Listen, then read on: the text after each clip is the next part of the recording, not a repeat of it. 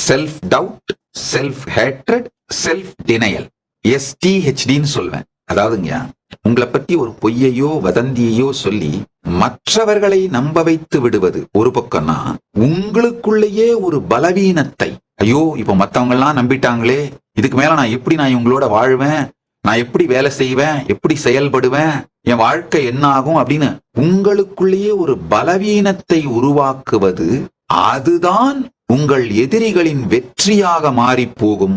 அதை அனுமதிக்காதீர்கள்.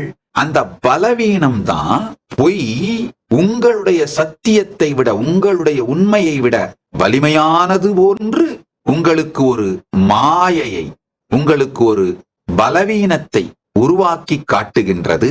உண்மையில் பொய் உண்மையை விட வலிமையானது அல்ல. ஐயா, வெளியிலிருந்து சூழ்நிலைகள் எப்படி வருது அப்படிங்கிறது உங்க கையில இல்ல. ஆனா உள்ள நீங்க அதை எப்படி எதிர்கொள்றீங்கிறது உங்க கையில தான் இருக்கு. அதனால உங்களை பற்றி பரப்பப்படும் பொய்களும் வதந்திகளும் மற்றவர்களை வேண்டுமானால் உங்களுக்கு எதிராக திருப்பலாம். ஆனால் அவைகள் உங்களையே நம்ப வைத்து உங்களை உங்களுக்கு எதிராக திருப்பி விடாமல் பார்த்துக் கொள்ளுங்கள்.